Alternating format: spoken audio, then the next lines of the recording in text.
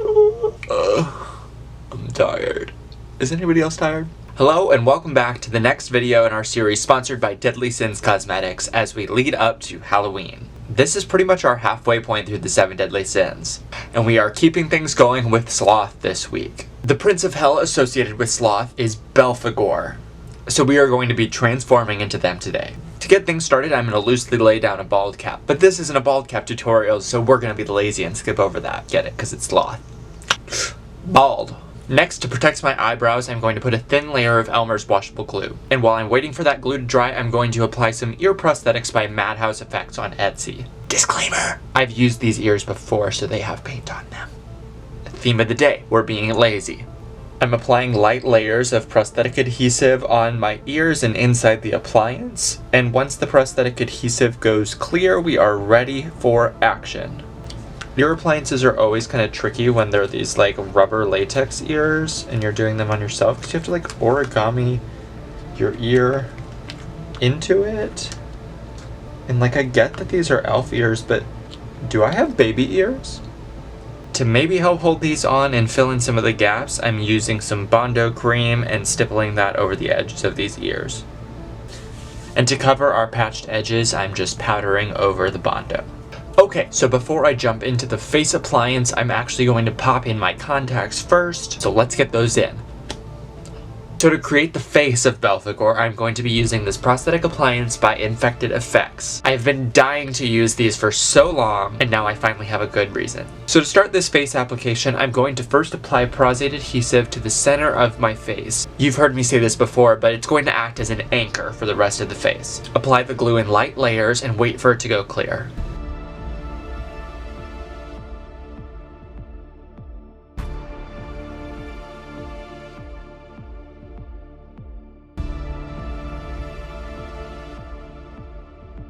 With the appliance anchored on the top of my nose, since I lifted it up, there is a little bit of mismatching happening just in the placement, so I'm going to glue down what I can and then trim away the rest. Okay, lifting the fit up from where it was is a little wackadoo, but we're going to make it work. So I'm just continuing to lift and apply Prosade on the back of my appliance and my face so that I can lay down the rest of this prosthetic. The reason I wanted to lift this up and modify the shape of this piece just a little bit is because when it sits as is, it sits rather low over the eyes, and I want to lift the expression up so that way I can open the eye space a little bit more. So you can see the original cheek piece met right around here, which looked great, but what I'm actually going to do is flip them and apply it like this, which is going to keep the center of the face very open. Now let's take care of these edges. So I know I've got a lot of rough edges going on right now. So using Prosade cream or Bondo, I'm going to attempt to patch some of these. And while I do so, I'm going to give you a little background information on this demon. So the demon prince associated with Sloth is BELPHEGOR, as we mentioned earlier. The reason Bishop Binsfield associated BELPHEGOR with that sin, because BELPHEGOR was often called upon to find quick ways to get rich or find success. He tempts mortals with the shortcut, the lazy way out, which makes sense. BELPHEGOR in the Dictionnaire Infernal was pictured on a toilet. That's relatable. And I believe that's because tributes were paid through excrement, which is gross. Now, BELPHEGOR's appearance in the illustration on the toilet shows him with big ears, a big pointy nose, a giant gaping mouth, which is part of why his name means Lord of the Gap. Now, that translation comes from the pagan deity Baal-peor, referring to the Peor mountains and canyons in the Moabite region. And this pagan deity is actually who Moses found the Israelites worshipping when they were passing through that Moabite region. And anyone found worshipping Baal-peor was either killed or died in a series of plagues. That's that on that. Now, while that story is sort of loosely referenced in Sunday school, they leave out a lot of the death. But they also leave out the fact that Baal-peor was depicted through a phallic statue. And this is because they were the god of sex and orgies and all of that.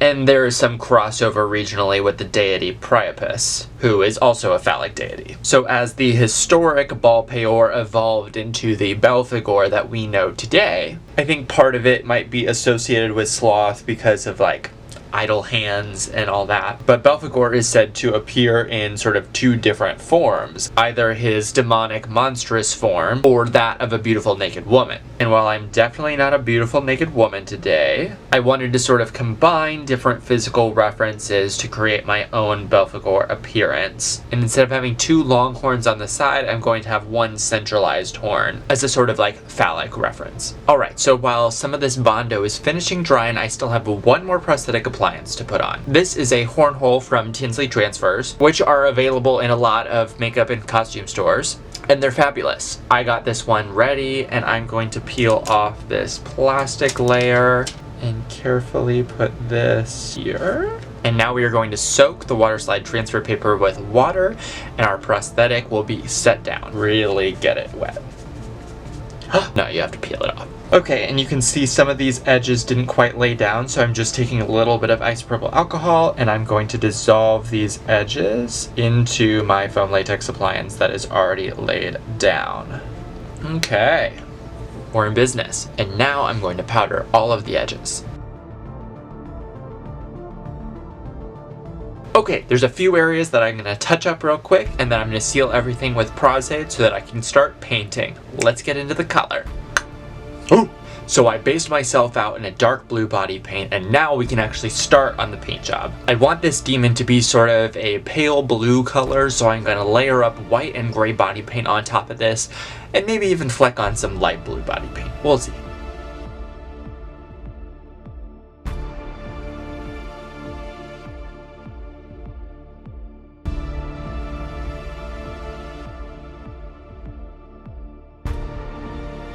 I feel like Nightcrawler and Piccolo had a baby, and this is what that looks like. So now I'm going to dip into some Skin Illustrator alcohol palettes and fleck on some different shades of blue and teal and green and white to add some breakup to this skin texture. Okay, we've got breakup. Now to continue to build texture, I'm going to do the same thing but with some black body paint just on specific areas to add almost like reptilian skin detail. So that I can start to add other colors and paint on new details, I'm going to powder all of this to set the paint where it is. Taking a little bit of Celestial Blue from Ben Nye, I'm going to dust that just around the outside of my face to build up a little bit more depth and dimension. To start to add color around the eyes, I'm actually dipping into the Ben Nye Burns and Blisters effects wheel, and I'm going to spread a little bit of red cream around the eye as a base. And I'm going to messily tap out some of that cream around the outside. Repeating this, I'm placing red cream around the outside of my mouth, on the tips of the ears, the nose, etc. So now to set this, I'm dipping into my Book of Sins palette from Deadly Sins Cosmetics, and I'm using this beautiful red shade.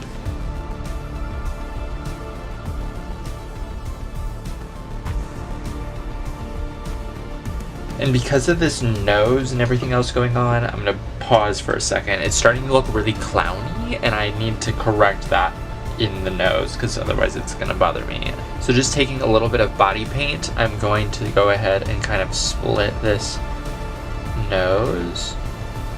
That's better, okay. Alright, so now I'm going to dip into this more wine burgundy color and deepen some of those areas just to add a little bit more depth.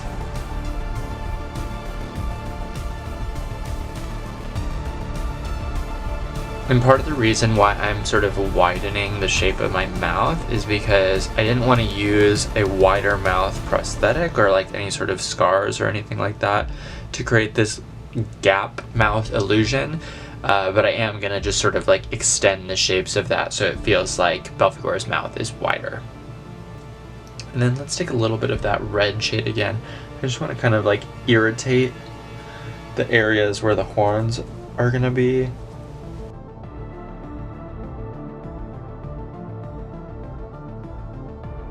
Now I'm going to take a little bit of black body paint and concentrate it in certain areas to add even more textural detail and breakup.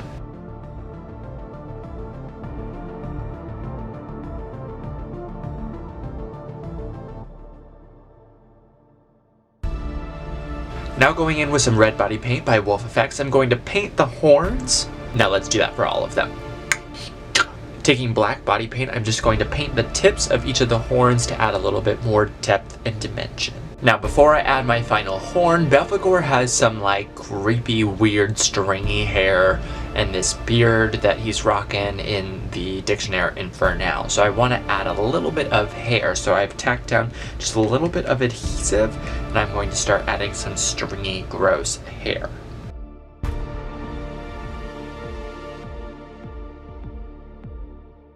This is nasty. For a finishing touch, I'm putting on my phallic horn.